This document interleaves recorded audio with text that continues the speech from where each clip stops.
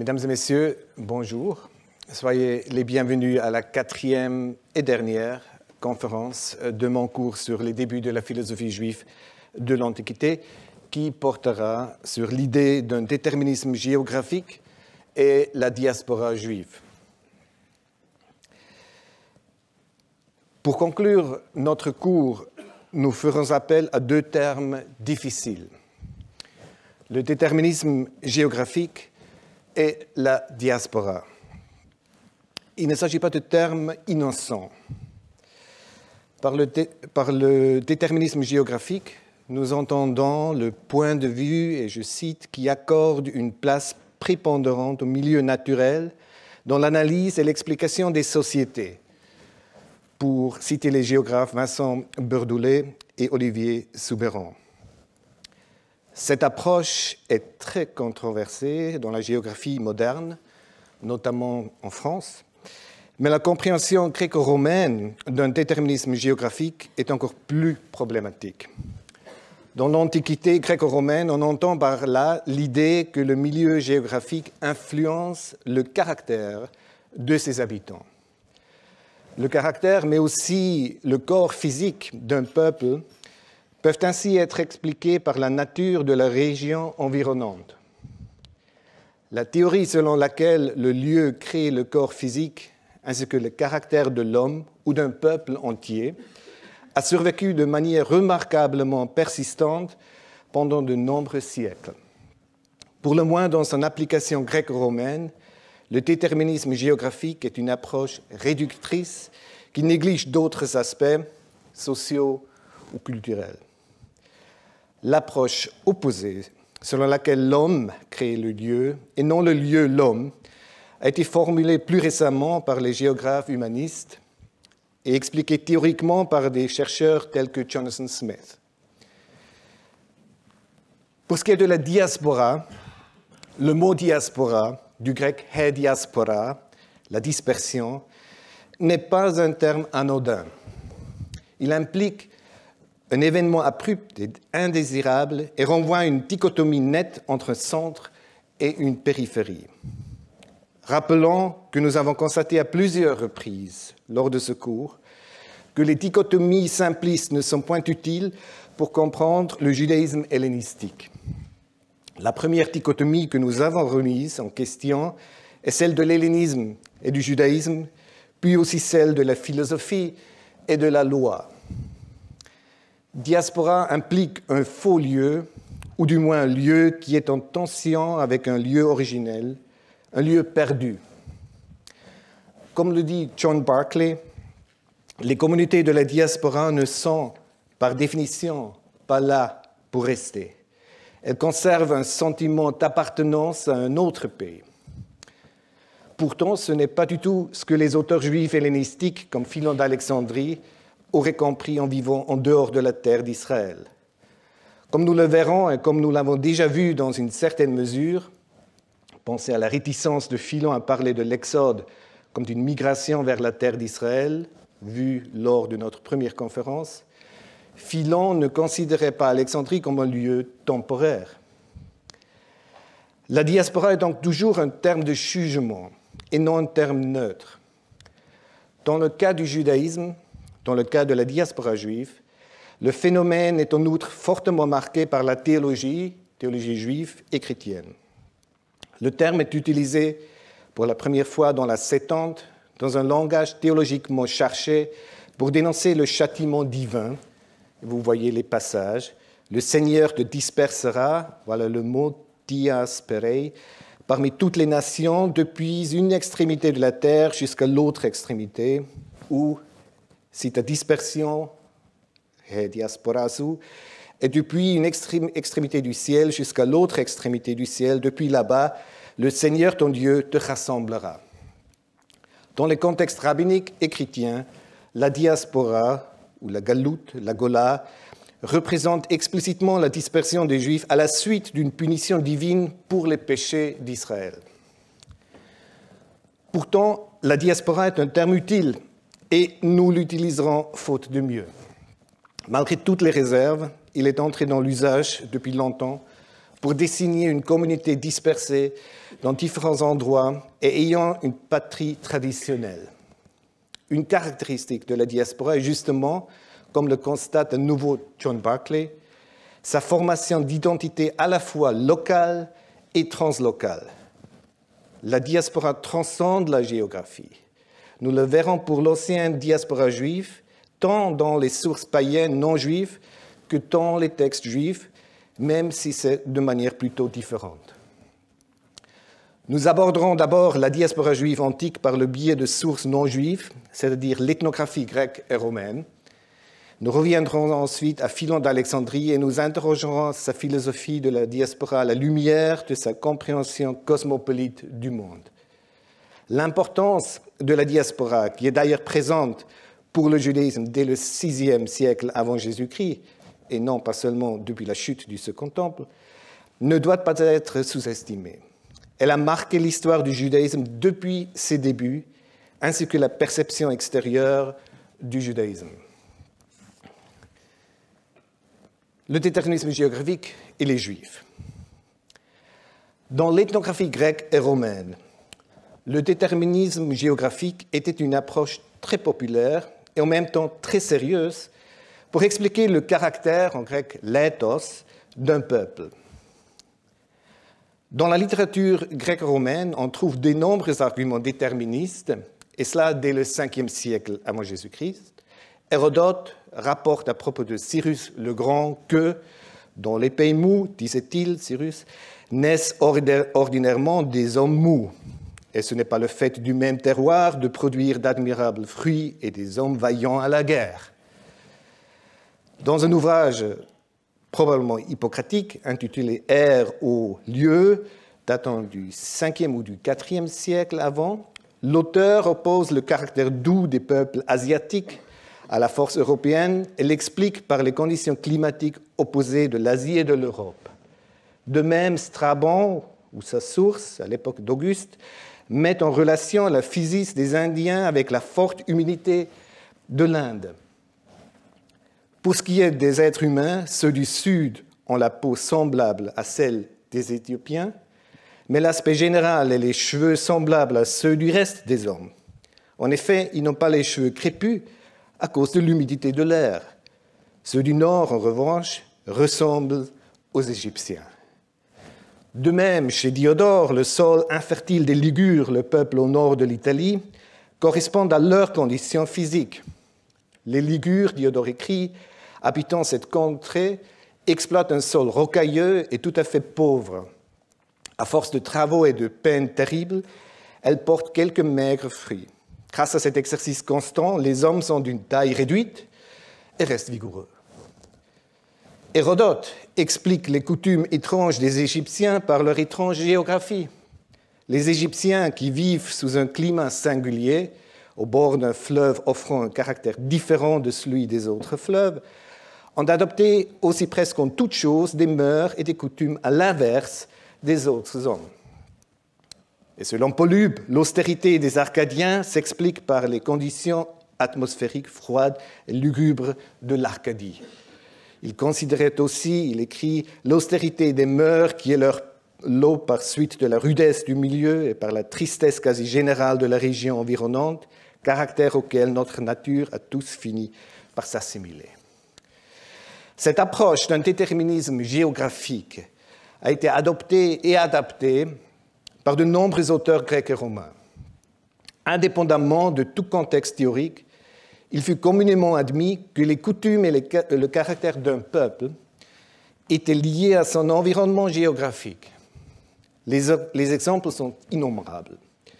Au IIe siècle de notre ère, l'historien romain Quinte Curse écrit encore, et vous voyez le passage, comme partout, sicut ubique, les conditions géographiques forment là-bas aussi le caractère des habitants. Il parle de l'Inde. Il me semble que les Juifs étaient une exception à ce modèle dominant. Dès le début du IIIe siècle avant Jésus-Christ, de nombreux auteurs grecs et romains ont décrit les coutumes des Juifs et le pays de Judée, mais aucun d'entre eux n'a tenté d'expliquer les coutumes ou le caractère juif par la géographie. Le caractère des Juifs reste apparemment sans rapport avec son territoire. Des explications ethnographiques liées à l'espace sont absentes des nombreuses descriptions des Juifs, telles que celles écrites par Hécatée d'Abder, Posidonius, Strabon, Cicéron, Troc Pompée, Juvénal et bien d'autres. La Judée ne semble pas expliquer les Juifs.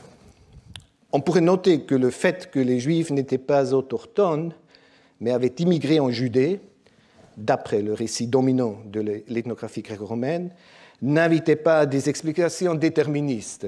Mais l'immigration n'exclut pas la possibilité d'un argument environnemental. Par exemple, les sites dont le caractère et les coutumes ont souvent été expliqués par des facteurs environnementaux étaient, selon certaines sources au moins, également considérés comme des immigrants, par exemple chez Hérodote. L'astronome alexandrin Ptolémée, au IIe siècle après Jésus-Christ, pensant également que les caractéristiques nationales étaient conditionnées par la situation géographique, ou dans son cas plutôt astrologique, établit un lien entre le caractère, à son avis déplorable, des peuples du Proche-Orient et la situation astrologique de leur territoire. Or, Ptolémée ne mentionne pas explicitement les Juifs, mais parle plus généralement de vastes espaces géographiques allant de la Phénicie à l'ouest à la Chaldée babylonienne à l'est. Quant aux lieux situés au milieu de ce cadran, Ptolémée écrit comme l'Idumée, la Syrie cave, la Judée, la Phénicie, la Chaldée, l'Orchinie et l'Arabie heureuse, ils sont situés dans le nord-ouest du cadran entier. Ils ont affinité avec le trigone nord-occidental, le bélier, le lion et le sagittaire, et Jupiter, Mars et Mercure y président. Ainsi, ces peuples sont, en comparaison avec les autres, plus exercés dans le commerce et l'échange des denrées. Ils sont très rusés, peureux, trompeurs, en l'âme servile et sont tout à fait inconstants, comme le porte la configuration de ces planètes qui produisent ces diversités d'humeurs. Et entre ces contrées, la Syrie cave, la Judée et l'Idumée sont plutôt attribués au bélier et à Mars, car les hommes y sont hardis, sans superstition et faiseurs d'entreprises. On voit à quel point le phénomène du déterminisme géographique est répandu et l'on voit bien sûr aussi à quel point ce concept est problématique. Certaines de ces dérives s'apparentent à du racisme dont les origines remontent ainsi à bien avant le XIXe siècle. L'ethnographie grecque et romaine, quant à elle, n'a pas grand-chose à voir avec la discipline moderne. Marcel Mauss définit dans son manuel d'ethnographie les devoirs de l'ethnographie scientifique. L'ethnographe doit être précis et complet. L'ethnographe n'est pas censé croire, ne pas croire, Mauss écrit, mais savoir. L'ethnographe n'a pas le droit d'être surpris, ne pas s'étonner, ou de porter des jugements moraux sur un peuple, ne porter aucun jugement moral. Et enfin, l'ethnographe est obligé de vivre pendant un certain temps au sein de la communauté du peuple qu'il est censé écrire. Ce n'est qu'à cette condition, dit Mauss, qu'il est possible non seulement de décrire, mais aussi de comprendre le caractère et les coutumes d'un peuple et de surmonter le danger inhérent à toute description ethnographique, la tentation de la subjectivité, difficulté subjective. Les ethnographes de l'Antiquité aiment pourtant être subjectifs et porter des jugements.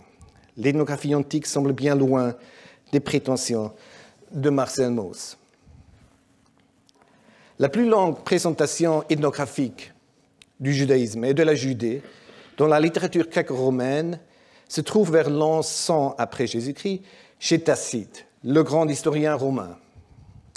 Dans le 5e livre de ses histoires, Tacite insère une digression ethnographique destinée à introduire le récit de la destruction de Jérusalem par Titus.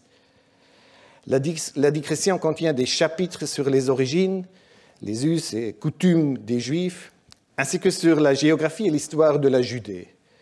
Ce texte a fait l'objet d'une analyse détaillée dans ma thèse de doctorat bâloise, publiée en 2002. Qu'en est-il des intérêts pour un déterminisme géographique de Tacite ? Tacite établit-il un lien entre la géographie judéenne et le corps et caractère des Juifs? Cette question apparaît légitime si l'on considère la description que Tacite fait des Bretons et des Germains. Dans l'Agricola, à propos du physique des Bretons, Tacite prend au sérieux une explication déterministe possible, bien qu'il la rejette finalement. Est-ce la condition climatique, positio caeli, qui a imprimé un certain physique au corps des Bretons, se demande-t-il? La tribu des Mattiaques, les Mattiaci, écrit Tacite dans la Germania, ressemble à celle des Batavi. Je le cite, ils tiennent du sol même et du climat de leur pays un courage plus ardent. Cependant, dans le cas de la description des caractéristiques et des mœurs des Juifs, Tacite n'établit pas de lien explicite entre la géographie judéenne et les coutumes juives. L'ethnographie antique n'applique pas la pensée d'un déterminisme géographique aux Juifs. Le déterminisme géographique n'est pas le seul motif manquant de l'ethnographie gréco-romaine concernant les Juifs. Il y en a d'autres. Il vaut la peine de s'attarder sur ces silences, ces vides ethnographiques. En général, à l'instar de Tacite, les auteurs grecs et romains qui commentent les Juifs et la Judée le font d'une manière très traditionnelle. Les thèmes ethnographiques typiques tels que l'origine, le nom, les divinités ou la divinité, l'alimentation ou les sacrifices et la divination sont tous abordés dans les descriptions ethnographiques des Juifs. Certes, le codex des motifs du discours ethnographique prévoit des exceptions, et certains thèmes sont parfois plus ou moins intéressants, mais les motifs manquants dans l'ethnographie gréco-romaine sur les Juifs sont frappants. Ils comprennent, à côté des théories climatiques déjà mentionnées, le physique, les vêtements, l'habitat et les coutumes de la guerre. Ce n'est pas parce que Tacite ne s'intéressait pas à ces choses qu'il les a éludées. En effet, il traite de l'habillement des Germains, écrit sur la couleur des cheveux des Bretons et sur les tactiques de combat des Germains. Cependant, lorsqu'il vient écrire sur les Juifs, il ne donne aucune information à ce sujet. Ce constat reste vrai, même si l'on élargit la perspective et que l'on considère l'ensemble des textes grecs et romains qui traitent des Juifs.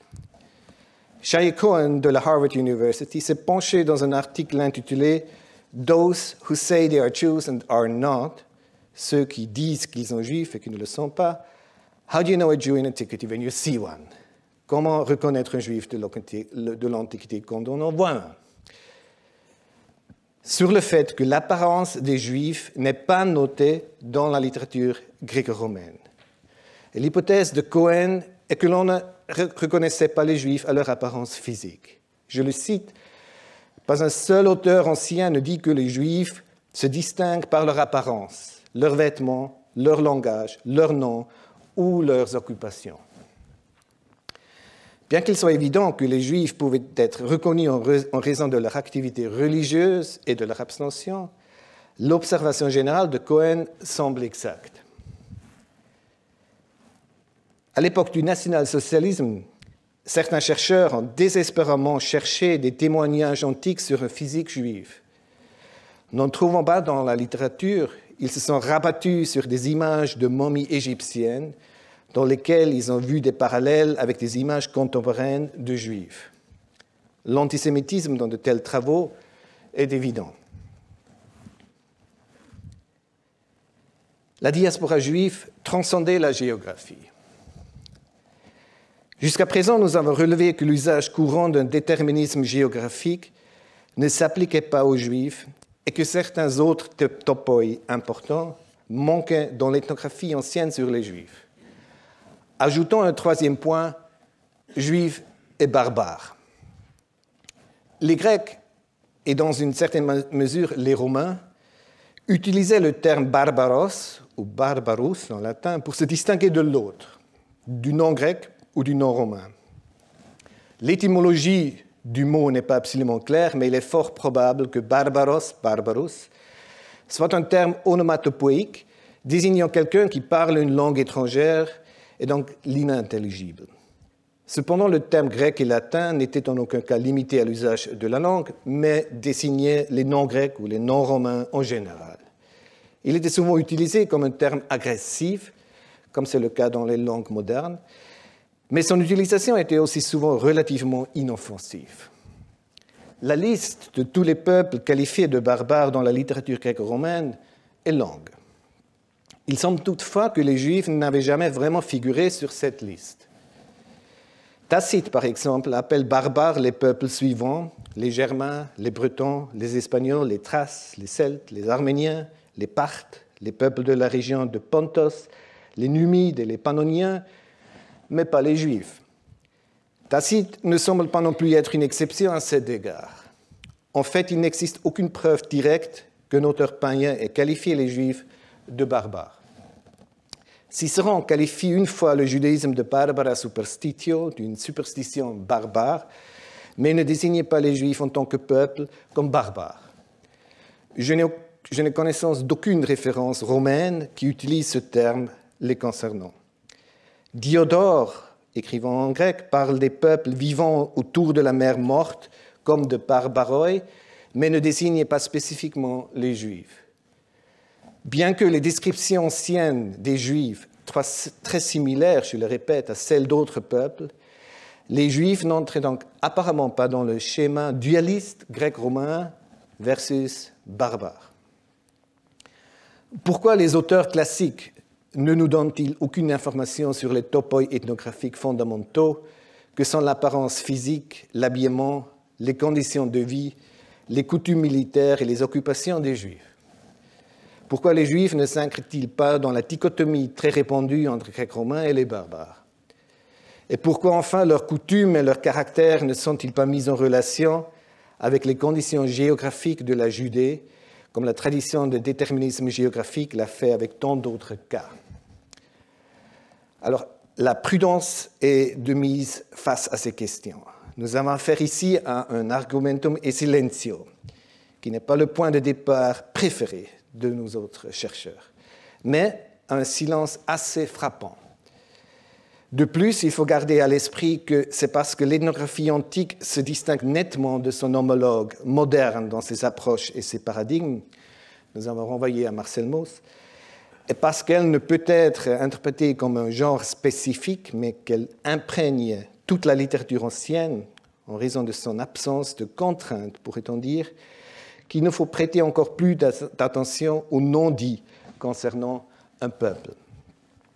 Il me semble que ces exceptions sont liées au fait que les Juifs ne vivaient pas seulement en un lieu précis, à savoir en Judée, mais aussi dans de nombreux endroits en dehors de leur pays d'origine, c'est-à-dire dans la diaspora. Une personne ne peut se trouver à deux endroits différents en même temps, de même, comme le dit Jonathan Smith, et je le cite en français, simplement en fonction de son emplacement spécifique cartographié sur un système de coordonnées spatiales et temporelles, tout lieu est, par définition, individuel. L'homme et le lieu sont tous deux individuels.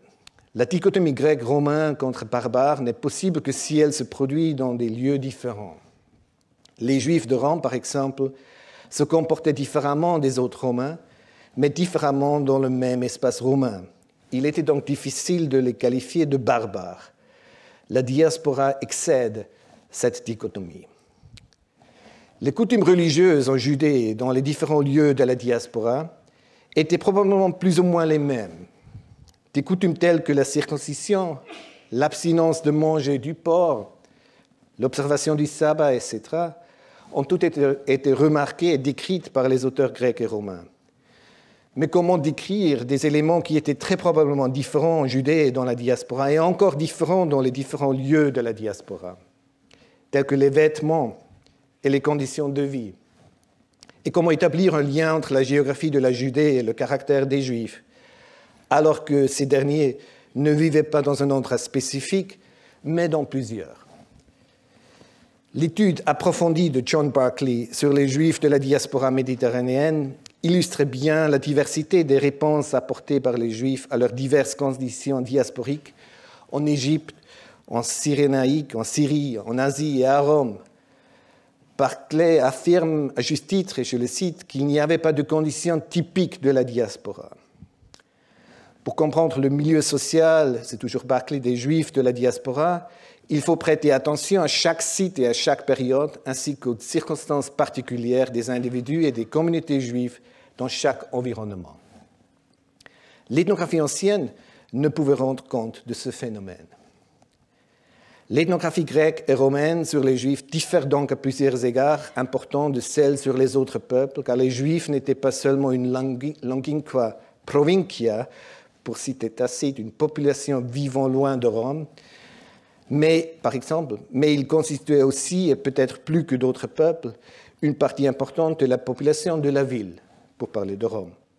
Iudéos peut signifier à la fois un juif de la diaspora et un juif de Judée. Cette double identité, le fait que les juifs puissent être à la fois des étrangers internes et externes, va au-delà du territoire. Les auteurs grecs et romains étaient parfaitement conscients que les juifs vivaient dispersés dans toute la Méditerranée. Strabon, pour ne citer qu'un exemple célèbre, déclare, d'après Joseph, « Ceux-ci, les Juifs, ont déjà envahi toutes les cités et l'on trouverait difficilement dans le monde un endroit où ce peuple n'ait été accueilli et ne prévale. » Cicéron note que les Juifs de Rome étaient prêts à aider les Juifs d'Asie.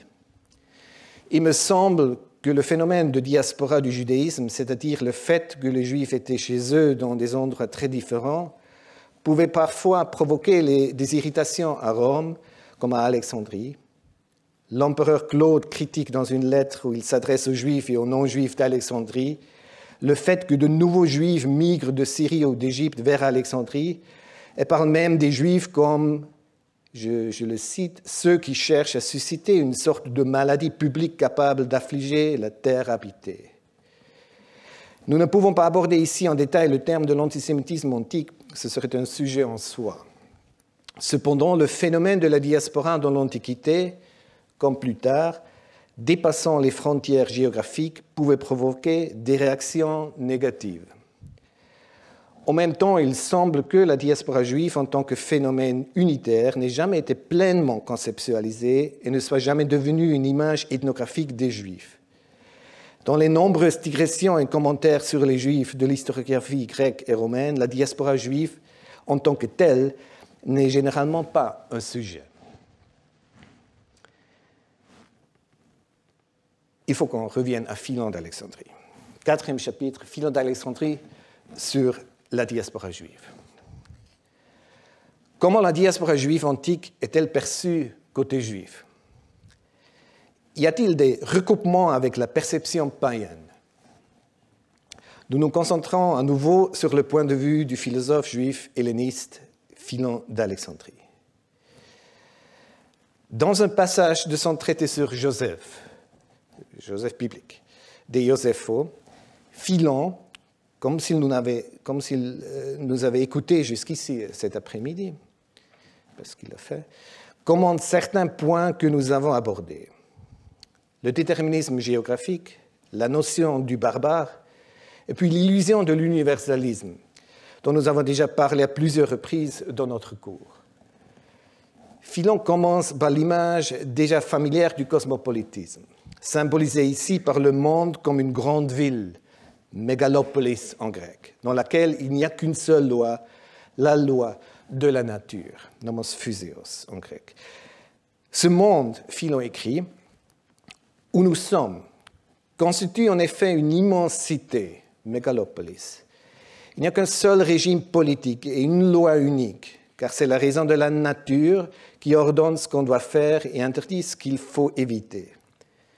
Mais, et il est évident que Philon déplore ça, mais nos cités, chacune dans son lieu, sont en nombre incalculable et vivent sous des régimes politiques variés et des lois nullement identiques. On y a inventé ou ajouté par la suite telle coutume et telle règle ici, telles autres ailleurs. La raison est à l'absence de relations et de communautés non seulement du côté des Grecs avec les barbares, mais encore du côté des barbares avec les Grecs. Et jusqu'à l'intérieur de l'un et de l'autre groupe, entre éléments de même souche. Et puis, on allègue comme il se voit, des raisons qui ne sont pas les bonnes. Les circonstances défavorables, la stérilité des récoltes, la pauvreté du sol, la situation au bord de la mer ou à l'intérieur des terres, sur une île ou sur le continent, et autres prétextes semblables, mais on tait la vérité. Or, c'est à cause de leur ambition et de leur mauvaise foi mutuelle que les hommes ne se contentent plus des décrets de la nature et appellent loi ce qui leur a paru avantageux pour la communauté dans les assemblées où ils se rallient à la même opinion. La réalité est différente de l'idéal universaliste. L'universalisme se heurte aux besoins locaux des personnes qui donnent lieu à des coutumes différentes. L'universalisme se heurte à la diversité des gens. Philon prend acte de cet état de fait en secouant la tête. Il préférait une mégalopole en soi. Dans notre première conférence, nous avons parlé de l'idéal philonien du cosmopolitisme. Adam et Moïse sont les premiers cosmopolites de la littérature mondiale. Ils vivent en harmonie avec la loi naturelle. Nous avons noté que c'est chez Philon que l'on trouve les premières preuves de la notion grecque de cosmopolite. Mais nous avons également vu que cet idéal s'effondre régulièrement chez Philon. Il revendique pour le judaïsme ce qu'il critique, aussi dans le De Iosepho ici, en fronçant les sourcils chez les autres.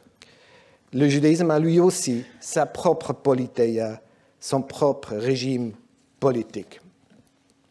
Ce qui est intéressant dans le passage que nous avons cité de Iosepho, c'est le rejet par Philon des explications qui exploitent le déterminisme géographique. On ne doit pas expliquer les différences entre les hommes par des circonstances géographiques. Philon nous dit, ce qui explique les différences des mœurs en différents endroits par les conditions géographiques, la pauvreté du sol, la situation au bord de la mer ou à l'intérieur des terres, se trompe. Il s'agit là d'une critique du déterminisme géographique très très rare dans la littérature antique. Notons aussi que Philon utilise ici et ailleurs la dichotomie entre grec et barbare. D'autres auteurs juifs hellénistiques, comme Flavius Joseph, se sont aussi servis du même contraste entre grec et barbare qui apparaît régulièrement dans la littérature grecque. Les Juifs ont également utilisé l'expression barbaroi en référence aux autres. Le deuxième livre des Maccabées, écrit en grec, fait la distinction entre les Juifs et les barbares. Les Maccabées n'étaient pas seulement des Juifs, mais aussi des Hellènes. Philon, si l'on lui demandait, fait d'ailleurs partie des Grecs, dans la dichotomie entre Grecs et barbares. Mais en ce qui concerne les sources externes, les Juifs sont, semble-t-il, comme on l'a vu, uniquement des Juifs, Judéi, et non des barbares. Nous avons appris à connaître Philon comme un philosophe contradictoire, complexe, provoquant. En d'autres termes, intéressant. Ça se voit aussi dans sa localisation entre Alexandrie et Jérusalem, entre la diaspora et la Judée. D'où est Philon d'Alexandrie? La recherche philonienne imagine souvent le philosophe comme une figure géographiquement plutôt statique. Dans une certaine mesure, cela peut être dû au nom même que les chercheurs lui ont donné. Il s'agit de Philon d'Alexandrie, le Philon qui vit et écrit à Alexandrie.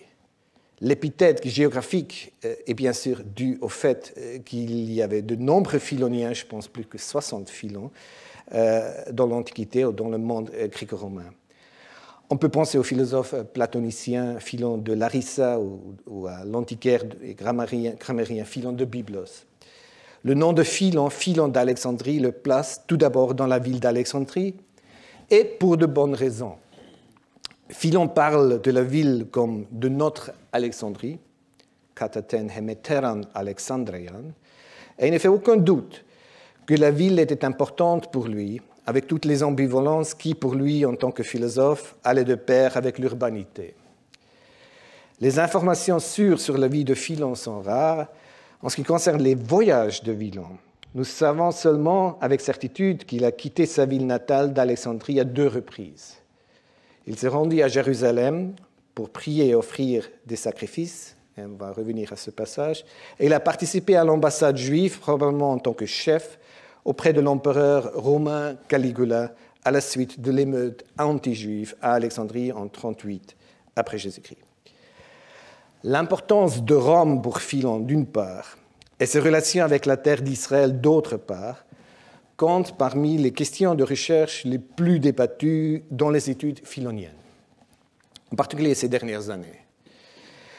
En ce qui concerne Rome, Maren Niehoff, dans sa biographie intellectuelle de Philon, qui est à paraître en français cette année, a suggéré que le voyage de Philon à Rome était plus qu'une simple visite, mais constituait en fait un changement de cap intellectuel dans sa vie.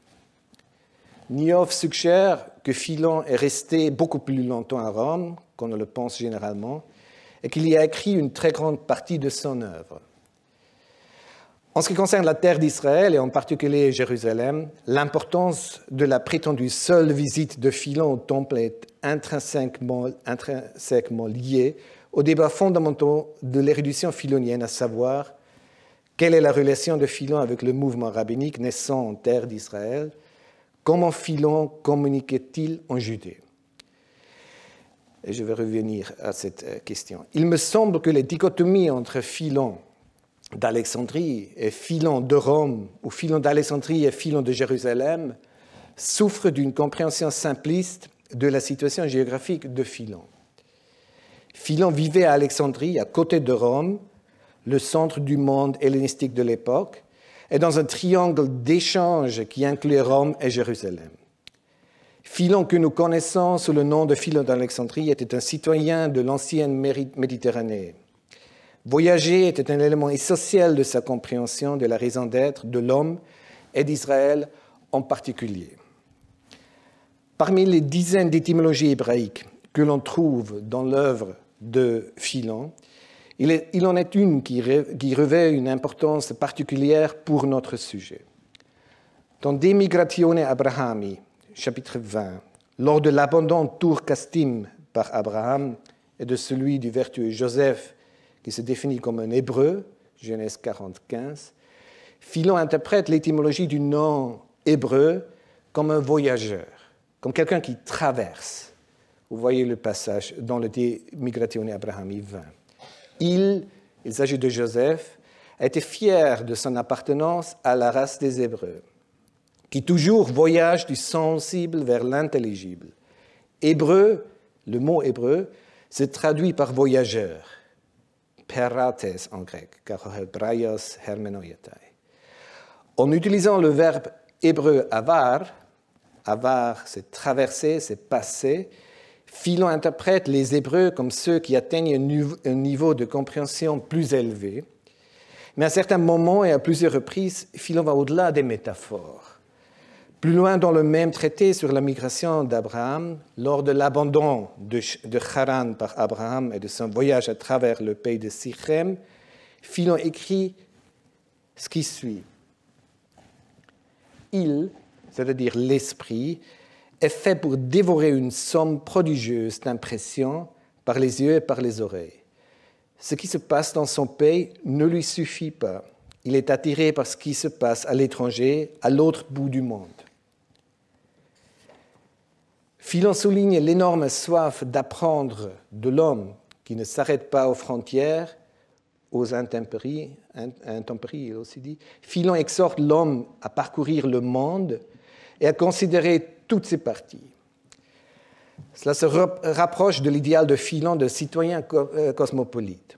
Pour acquérir la sagesse, la sophia, il faut traverser toutes les mers. Vers la fin du traité de Migratione Abrahami, Philon revient aux voyageurs, aux perates, maintenant avec le verbe voyager, en grec peraiustai. Si le substantif est rare dans la littérature grecque, le verbe perao, traverser, est quant à lui assez courant. En fait, l'expression traverser la mer est déjà homérique. Lorsque Nausicaa présente à Ulysse les habitudes des Phéaciens, elle est décrite comme un peuple qui se réjouit de traverser la mer. Et ailleurs dans l'Odyssée, c'est Ulysse lui-même qui franchit le grand gouffre des mers. Ici, c'est Ulysse qui est l'hébreu dans le sens philonien du mot. Déjà la Septante traduit hébreu par perates, quelqu'un qui traverse, à propos d'Abraham. Mais c'est Philon qui donne à cette appellation un sens plus profond. Tous les Hébreux traversent. tous les Hébreux sont des voyageurs et tout le monde devrait voyager. Il le dit dans le traité d'Abraham au paragraphe 65. Ceux qui n'ont jamais voyagé sont par rapport à ceux qui ont fait des voyages, comme les aveugles à ceux qui voient clair. Philon fait référence à l'un de ses thèmes philosophiques favoris, la vision. Ceux qui n'ont jamais voyagé, anapodemetoi, est un apax. Philon a peut-être inventé le mot, il se trouve uniquement chez Philon ici. Ces gens sont comme des aveugles, ou inversement, ceux qui voient sont des voyageurs. Comme nous l'avons dit la semaine dernière, Israël est étymologisé par Philon comme ceux qui voient Dieu. Ish, Re'e, El. Tout cela correspond à l'interprétation que Philon fait des Hébreux. Hébreu et Israël signifient voyager pour voir. Cependant, voyager implique aussi le retour. Personne ne le saurait mieux qu'Ulysse. Et Philon le sait aussi. Toujours dans le chapitre 65 de son traité d'Abraham, il écrit « Cependant, nos voyageurs sont pressés de voir et de saluer leur sol natal, d'embrasser leurs familiers, de jouir de la vue, opsios, très agréable et très souhaitée de leurs parents et amis.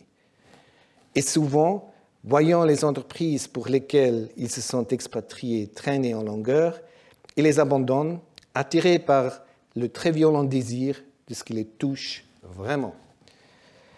Avec toutes ces raisons de voyager à l'étranger, il reste néanmoins un désir humain, selon Philon, de rentrer chez soi pour retrouver ses proches. Le cosmopolitisme reste une utopie. Philon brosse plutôt un tableau de nostos, du retour, et la nostalgie qui rappelle l'Odyssée d'Homère.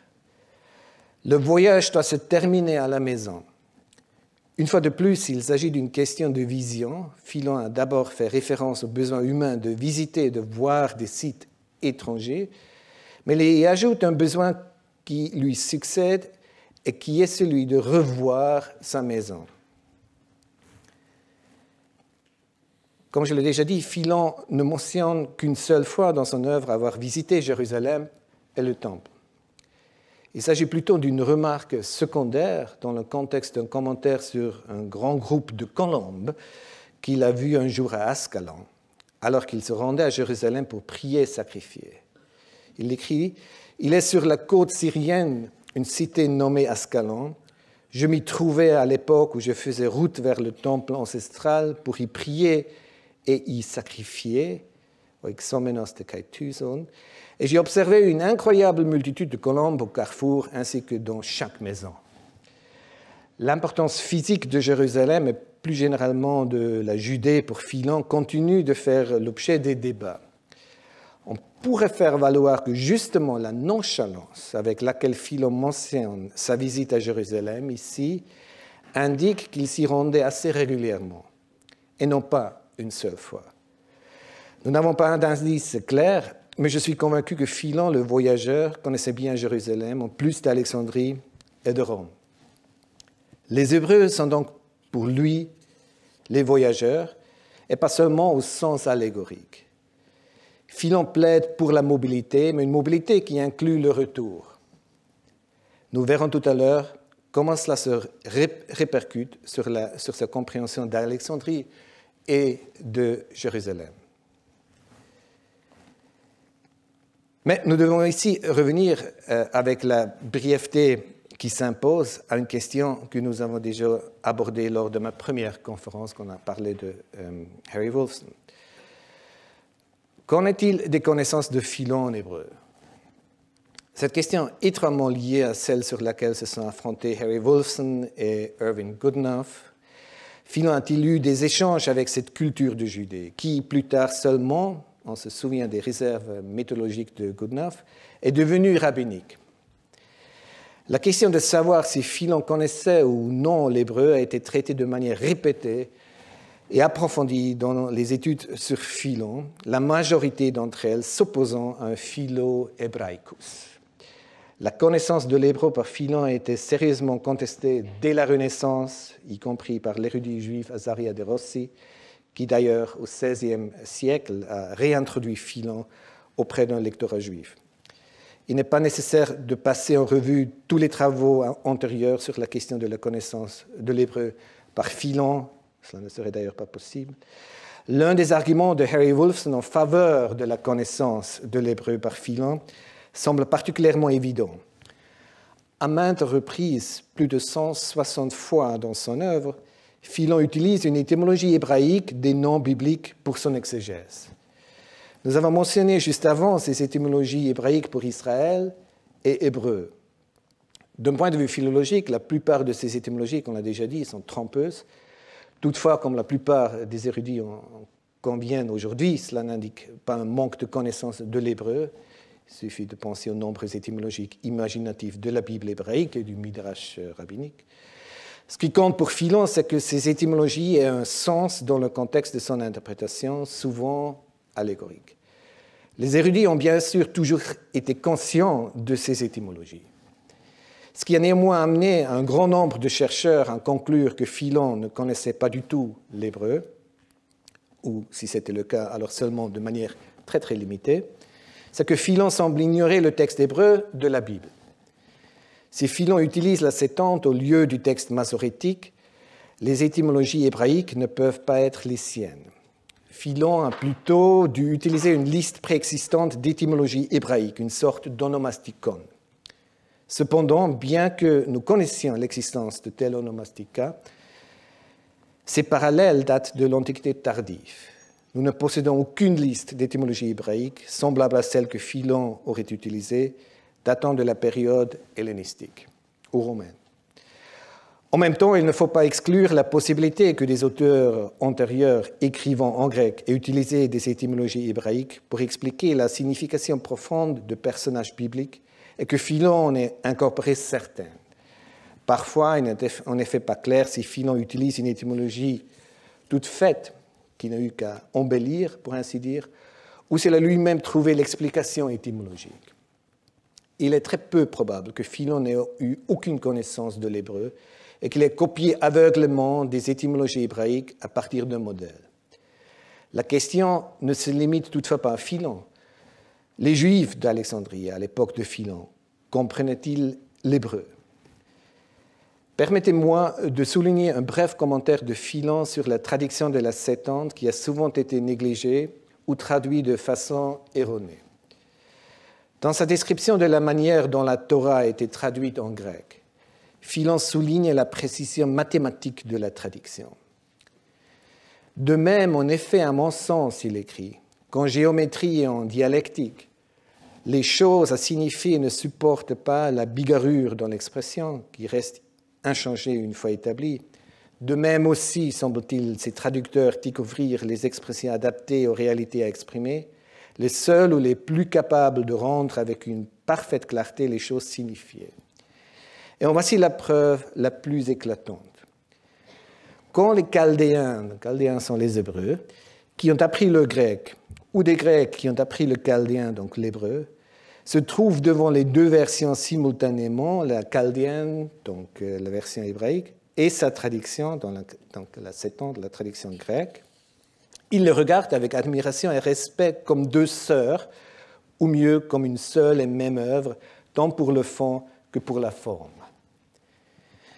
Que dit Philon ici ? Que dit exactement Philon ici ? Selon Philon, ce qui peut être considéré comme une preuve, en grec pistis, de la qualité de la traduction, c'est l'admiration avec laquelle ceux qui connaissent à la fois le grec et l'hébreu la considèrent. Philon se réfère clairement aux lecteurs de son époque. Et lorsqu'il mentionne les Chaldéens, c'est-à-dire les locuteurs de l'hébreu, qui apprennent le grec, et les locuteurs du grec qui apprennent l'hébreu, Philon ne se réfère pas à un événement hypothétique, comme la phrase est souvent traduite. Il n'utilise ni le mode potentiel ni le mode irréel en grec. S'il apprenait l'hébreu, s'il apprenait le grec, Philon décrit plutôt un état de fait habituel. S'il est vrai que le rapport de Philon sur ce grand projet de traduction est rédigé dans un langage plutôt mythique, il dit ici quelque chose sur les lecteurs de son époque. Philon, qui écrivait à Alexandrie dans la première moitié du 1er siècle après Jésus, écrits, comme nous le savons, affirment clairement que certaines personnes apprenaient l'hébreu comme d'autres apprenaient le grec. Certes, il n'y a aucune raison de supposer que le bilinguisme hébreu-grec était très répandu à Alexandrie à l'époque de Philon, le fait même que, selon Philon, il faille apprendre l'autre langue, l'hébreu ou le grec respectivement, pour pouvoir comparer les deux Bibles, indique que la connaissance bilingue de l'hébreu et du grec n'était pas évidente. Mais il semble évident qu'à l'époque de Philon, au 1er siècle après, à Alexandrie, certaines personnes ont appris et connu les deux langues. Philon désigne le grec comme notre langue, hemetera dialectos, comme il peut désigner l'hébreu comme la langue ancestrale, patrios glota. L'hébreu n'était guère un territoire inconnu pour Philon. Donc, je suis d'accord avec Wolfson sur ce point. Il s'oriente vers les deux langues, Philon, comme il s'oriente vers les deux lieux, Alexandrie et Jérusalem. Métropole et patrie. La Judée et la langue hébraïque qui est liée fait partie intégrante de la conception de la diaspora de Philon, malgré son fort ancrage alexandrien. Le cosmopolitisme de Philon se heurte lui aussi à des limites, son idéal d'universalisme s'effondre. Pas en faveur d'un seul lieu, mais de deux, Alexandrie et Jérusalem. En ce sens, Philon n'est pas seulement le premier philosophe juif de l'histoire, mais aussi le premier juif de la diaspora que nous pouvons bien saisir. Comme on l'a vu, pour Philon, les Hébreux sont des voyageurs. Mais ce sont des voyageurs qui, comme Ulysse, ont leurs ancres et rentrent à la maison. Dans un passage célèbre, Philon fait de la distinction entre la ville-mère par laquelle il entend Jérusalem, métropolis, et la ville patrie, patris en grec, habitée depuis les temps anciens. Il écrit « Car les Juifs, à cause de leur grand nombre, un seul continent ne saurait les contenir. C'est pour cette raison qu'ils émigrent vers la plupart des régions les plus favorisées d'Europe et d'Asie. » C'est assez similaire à ce que Strabon dit chez Flavius Joseph. « Sur les continents et dans les îles. Ils considèrent comme leur métropole la ville sainte où se trouve le temple sacré du Dieu très haut, mais ils tiennent pour leur patrie respective les régions que le sort a données pour séjour à leur père, à leur grand-père, à leur arrière-grand-père et à leurs ancêtres plus lointains encore, où ils sont nés, ont été élevés. Dans certaines, ils sont arrivés en colonie officielle dès la fondation pour complaire aux fondateurs. La ville-mère et la patrie sont pour l'essentiel mises sur un pied d'égalité par Philon. Ce qui est remarquable en tout cas, c'est la présence soulignée par Philon dans un lieu de la diaspora pendant de nombreuses générations. Dans le cas de Philon, cette patrie est clairement Alexandrie. La diaspora marque à la fois l'image extérieure des Juifs et l'image intérieure des Juifs. Le fait que les Juifs aient vécu dès l'Antiquité dans les endroits les plus divers du monde méditerranéen a donné une image ethnographique particulière des Juifs. Et le double rattachement, alignement, j'évite le mot loyauté, ce n'est pas la question, à la ville-mère et à la ville-patrie ont donné une image de soi à la fois locale et translocale. Les hybridations que nous avons rencontrées lors de ce cours citent encore une fois des mots-clés comme cosmopolitisme et loi naturelle, mythologie, mythologie juive, mythologie grecque, et culte et mystère, juif et grec, révèlent les complexités de la diaspora. Si mon domaine se restreint à l'Antiquité juive, on voit bien que ce développement est clair d'une complexité parallèle des époques ultérieures. Je vous remercie chaleureusement de votre intérêt et je vous souhaite une excellente soirée.